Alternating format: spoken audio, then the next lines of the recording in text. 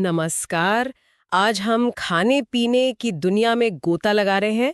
मतलब उन चीजों को समझने की कोशिश करेंगे जो हम रोज देखते हैं, खाते हैं। हाँ जी। हमारे पास मनोरंजक और चौंकाने वाले खाद्य तथ्य से कुछ दिलचस्प नोट्स हैं और हमारा मिशन है कि इन आम सी दिखने वाली चीजों के पीछे जो अनोखे सच छिपे हैं उन्हें सामने लाएं। बिल्कुल। हम सोचते हैं कि हम अपने खाने को जानते हैं, पर क्या वाकई ऐसा है? ये बहुत दिलचस्प सवाल है। अक्सर ऐसा होता नहीं है। रोजमर्रा की चीजों के पीछे ना कई बार विज्ञान होता है, कभी इतिहास और कभी कभी तो बस पुरानी गलतफहमियां। हाँ, सही बात है। कहाँ से शुरू करें? फलों से? हाँ, फल ठीक रहेंगे। जैसे केला और स्ट्रॉबेरी दोनों फल हैं, है ना? हाँ बिल्कुल, फ्रूट सैलेड में तो साथ ही होते हैं अक्सर। पर आपको पता है, वनस्पति विज्ञान के हिसाब से केला एक बेरी है, पर स्ट्रॉबेरी नहीं। क्या? केला बेरी है लेकिन स्ट्रॉबेरी नहीं? ये तो उल्टा लग रहा है।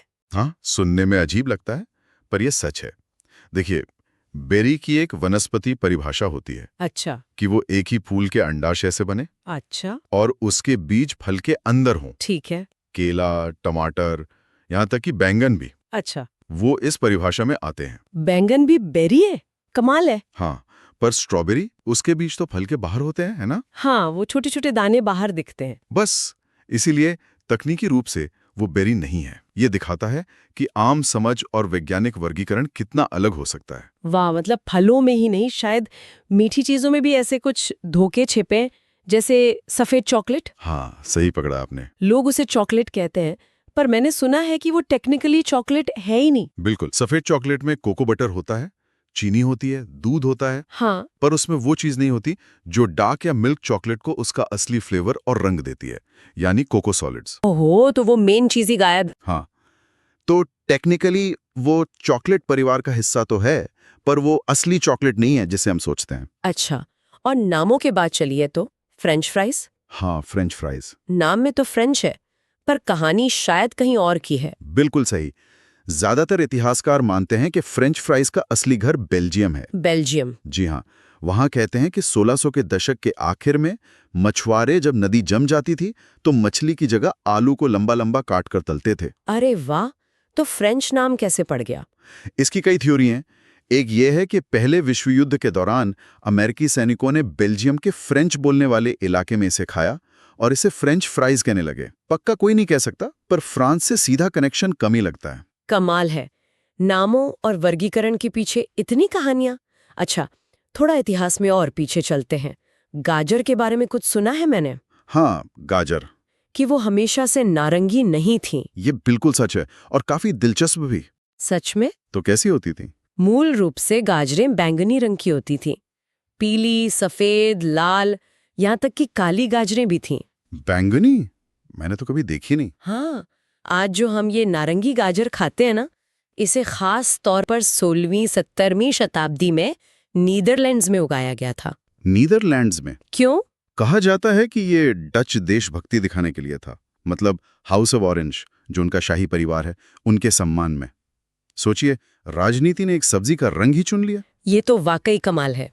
अच्छा, इतिहास से जुड़ा एक और फैक्ट, केचप के बारे में। केचप? हाँ, बताइए। सुना है कि वो शुरू में दवा की तरह इस्तेमाल होता था। जी हाँ, ये सच है। 1830 के दशक में अमेरिका में टमाटर वाला केचप अपच और दस्त जैसी पेट की दिक्कतों के इलाज के तौर पर बेचा जाता था। दवा की तरह? मतलब चम्मच से खाते थे? हाँ, और यहाँ तक कि उसे गोलियों के रूप में भी बनाया गया था, टोमेटो पिल्स। केचप की गोलियां? आज तो कोई सोच भी नहीं सकता। बिल्कुल। ये दिखाता है कि समय के साथ चीजों का इस्तेमाल और उनके बारे में सोच कितनी बदल जाती है। सच में, कुछ चीजें तो हजारों साल चल जाती हैं, जैसे शहद। शहद? वो तो अद्भुत है। पुरातत्वविदों को मिस्र के पुराने मकबरों में 3000 साल से भी ज्यादा पुराना शहद मिला है। और वो खाने लायक था? हाँ जी, बिल्कुल खाने लायक। ऐसा कैसे? शहद में पानी बहुत कम होता है, वो काफी एसिडिक होता है और उसमें कुछ खास एंजाइम होते हैं। ये सब मिलकर बैक्टीरिया को पनपना ही नहीं देते। कमाल है, कुदरत। तो शहद तो लगभग अमर है। लेकिन हॉट डॉग्स के बारे में भी कुछ ऐसा ही सुना है। हाँ, हॉट डॉग्स का थोड़ा अलग मामला है। अगर आप बिना खोले हॉट डॉग पैकेट को फ्रीजर में रख दें, हाँ, तो वो टेक्निकली दशकों तक खाने के लिए सुरक्षित रह सकता है। मतलब खराब नहीं होगा। दशकों तक? पर स्वाद और टेक्सचर का कुछ कह नहीं सकते, वो शायद बहुत अजीब हो जाए, पर हाँ, सुरक्षित रह सकता है। ये संरक्षण का एक अलग तरीका है। अच्छा, अब कुछ चीजों के अंदरूनी गुणों की बात करते हैं। जैसे सेब, वो पानी पर तैरते क्यों हैं? उसका कारण है हवा। हवा सेब के अंदर? हाँ, एक सेब का करीब 25% हिस्सा हवा होती है। छोटे छोटे एयर पॉकेट्स होते हैं उसमें। 25%? जी, इसी हवा की वजह से वो पानी से हल्का हो जाता है और तैरने लगता है। तभी तो वो बॉबिंग फॉर एप्पल्स वाला खेल होता है ना। हाँ हाँ, सही कहा। और तरबूज, वो तो लगभग पूरा पानी ही होता है ना? बिल्कुल, तरबूज में करीब 92% पानी होता है। 92%? ये हाँ, इसीलिए गर्मियों में कुछ फाके तरबूज खाना भी शरीर को हाइड्रेट करने का बढ़िया तरीका है। ये सिर्फ फल नहीं, एक तरह से पानी का ही ठोस रूप है। सही बात है। और आखिर में एक फैक्ट जो मुझे बहुत अजीब लगा, ऑक्टोपस के बारे में। ऑक्टोपस, हाँ, वो तो बहुत ही अनोखे जीव है। क्या फैक्ट है? कि वो अपनी भुजाओं से, मतलब अपने टेंटैकल से स्वाद लेते हैं। ये बिल्कुल सही है। उनके हर सक्शन कप पर, जो चिपचिपे कप होते हैं ना, हाँ, उन पर स्वाद पहचानने वाले रिसेप्टर्स होते हैं। हर सक्शन कप पर। जी हाँ, तो जब वो किसी चीज को छूते हैं या पकड़ते हैं तो वो उसी समय उसे चख भी रहे होते हैं। ये तो कमाल है। मतलब वो छूकर ही स्वाद बता सकते हैं। हाँ, ये उनके शिकार करने और अपने आसपास की दुनिया को समझने का एक बहुत ही अनोखा तरीका है। वाकई। आज की इस बातचीत से एक बात तो साफ है कि हमारे खाने की दुनिया, जो हमें बड़ी सामान्य से लगती है, वो असल में कितने रहस्यों और दिलचस्प कहानियों से भरी हुई है। बिल्कुल।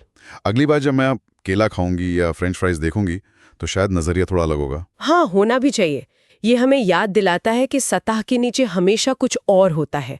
रोजमर्रा की चीजों पर भी सवाल करना, उनके पीछे की कहानी जानना, इसी में तो मजा है। सच कहा आपने। तो यहां से आगे बढ़ते हुए एक सवाल मन में आता है। हाँ, पूछिए। नहीं, मतलब एक विचार आता है अच्छा, क्या विचार? कि जैसे हमने आज ये सब जाना, हाँ, तो ये सोचना दिलचस्प है कि हमारे खाने की दुनिया में अभी और कितने ऐसे अनजाने पहलू होंगे। बिल्कुल। और भविष्य में क्या बदलाव आ सकते हैं जिनका हमें आज अंदाजा भी नहीं है।